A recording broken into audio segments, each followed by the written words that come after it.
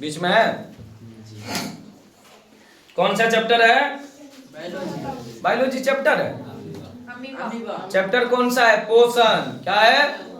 पोषण। और हम लोग पौधों में पोषण पढ़ चुके हैं। अब कौन सा पोषण है? जंतुओं में पोषण। कल हम बताए थे कि हम जब पोषण को प्रारंभ करेंगे, जंतुओं में पोषण को, तो सबसे पहले पोषण ऐसे जीवों के बारे में जानेंगे जो काफी सूक्ष्म है, यानी सूक्ष्म जीव है। और हमने सबसे छोटे तो नहीं कहे, लेकिन एक सूक्ष्म जीव का उदाहरण लिया है, जिस सूक्ष्म जीव का नाम है क्या? अमीबा। क्या है? अमीबा एक प्रोटोजोआ है। अमीबा क्या है? एक प्रोटोजोआ है। कहाँ मिलेगा? हाँ? अरे अमीबा मिलेगा कहाँ? जहां मन तहां मिल जाएगा। जहां मन तहां। खास करके मृदु जलीय जीव है ये। जैसे मिट्टी है, मिट्टी के ऊपर पानी वगैरह सब है, वहां अमीबा आपको देखने को मिल जाएगा। अमीबा को हम ठीक तरीके से देख नहीं पाएंगे, लेकिन कहीं कहीं आपको जब घना हो जाएगा तो आसानी से आप उसको देख पाते हैं। बहुत ज्यादा जब वो नजर आने लगेगा तब। हम पहले पढ़ रहे हैं अमीबा में पोषण। क्या? किसके बारे में पोषण पढ़ रहे हैं? अमीबा में पोषण पढ़ने से पहले यह जानना जरूरी है कि अमीबा क्या है। क्या है? क्योंकि यहां से आपके वस्तुनिष्ठ प्रश्न बनते हैं, ऑब्जेक्टिव क्वेश्चंस बनते हैं। क्या बनते हैं? तो इसीलिए ध्यान से अगले 5 मिनट तक इस चीज को एकदम बारीकी से ध्यान से समझिएगा। ठीक? क्या लिखे हैं? अमीबा में पोषण। और इससे पहले प्रक्रिया जानने से पहले जानते हैं अमीबा है क्या। तो अमीबा एक साधारण सरलतम क्या है? मृदु जलीय, बार बार आकार बदलने वाला यानी अनियमित आकार का सरलतम प्रोटोजोआ है। बात खत्म। समझिए, अमीबा एक सूक्ष्म जीव है। सूक्ष्म जीव कौन सा है? तो प्रोटोजोआ है। और प्रोटोजोआ कैसा है? जो सभी जगहों पर आपको मिल जाएगा नॉर्मली। और ऐसे प्रोटोजोआ जिसका आकार निश्चित नहीं है, ये अनियमित आकार के होते हैं। इसका कहने का मतलब है ये अपना आकार बार बार बदलता है। कोई कारण होगा बदलने का? ऐसे तो नहीं बदलता होगा।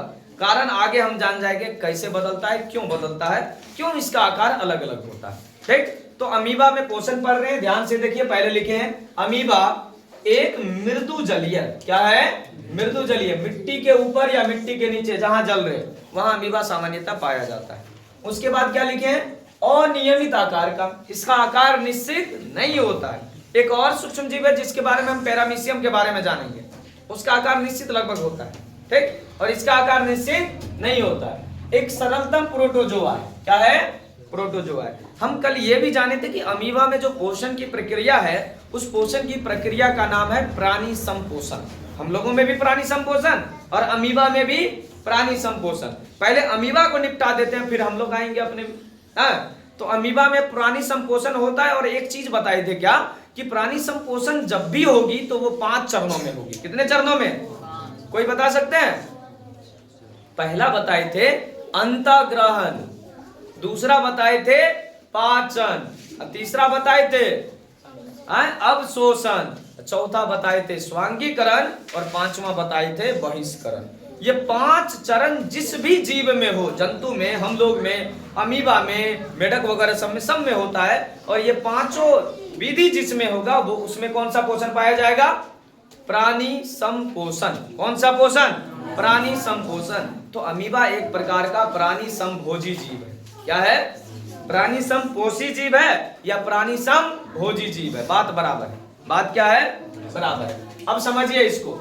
अमीबा अपना भोजन किसकी मदद से ग्रहण करेगा? कूटपाद की मदद से। क्या?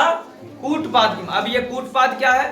तो कूटपाद अमीबा का प्रचलन अंगक है। प्रचलन अंगक माने क्या? जिसके मदद से आप चलते हैं, गति करते हैं। क्या करते हैं? गति करते हैं या चलते हैं। उसको क्या कहेंगे?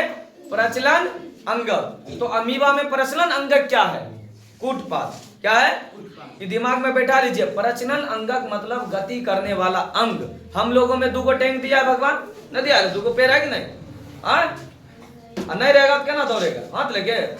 तो हम लोग में जिस प्रकार से 2 पैर है, उसी तरीके से अमीबा में चलने के लिए, एक जगह से दूसरे जगह जाने के लिए क्या है? कूटपाद है। क्या है? कूटपाद है। अब उसके पास कूटपाद है तो खाना भी कूटपादे के मदद से पकड़ता है। तो अमीबा अपना भोजन किसकी मदद से पकड़ेगा? कूटपाद की मदद से। किसके मदद से? कूटपाद की मदद से। ध्यान दीजिएगा इधर, इसीलिए लिखे अमीबा अपना भोजन कूटपाद की मदद से पकड़ता है। अमीबा का प्रचलन अंग क्या है? कूटपाद है।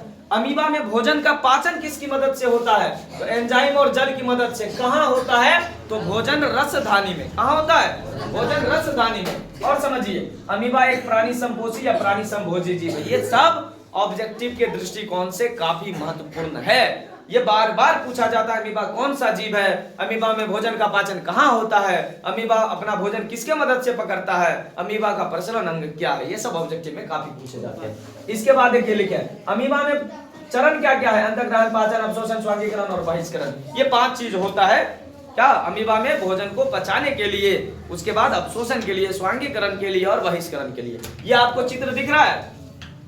मान लीजिए ये अमीबा है। क्या है? अमीबा। आकार अनियमित होता है, मतलब बढ़ते घटते रहता है। इसके लिए कोई वो इसमें नियमित आकार नहीं होता। जब मन तब घटा बढ़ा ये होते रहता है। भोजन आया, अब भोजन से देखिए 2 कूटपाद निकला है ना।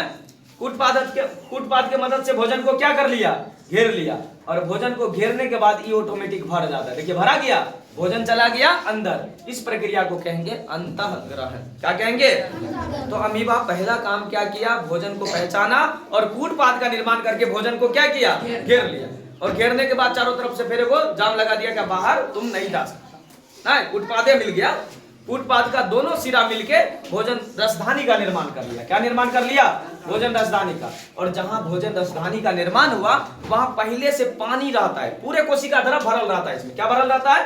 कोशिका द्रव। और पहले से पानी रहता है और उस पानी में एंजाइम रहता है। तो भोजन रसधानी का जहां निर्माण हुआ उसी जगह जल और एंजाइम की मदद से भोजन पूरा पच जाता है। पच गया। अब पचा हुआ भोजन का तो कुछ उपयोग होगा। तो पचा हुआ भोजन कोशिका द्रव में चला जाता है। कहाँ चला जाता है? और अपचा भोजन की करेगा यार?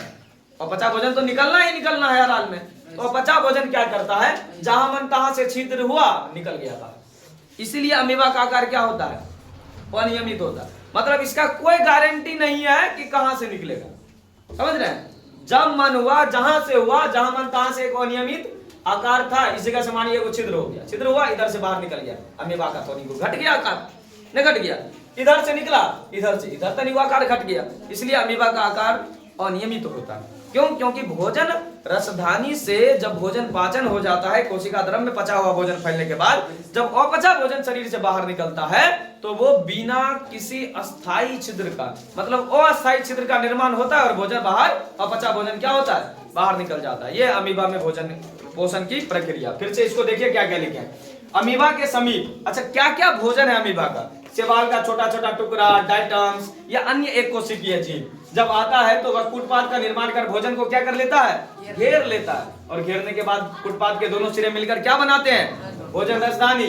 और भोजन रसधानी का निर्माण जहां जल और एंजाइम की मदद से भोजन क्या हो जाता है? पूरा पच जाता है। पचा हुआ भोजन कोशिका द्रव में फैल जाता है और अपचा भोजन शरीर के सभी भाग से अस्थायी छिद्र का निर्माण कर बाहर निकल जाता है। यह है अमीबा में पोषण की प्रक्रिया। इसके बाद हम लोग क्या पढ़ेंगे?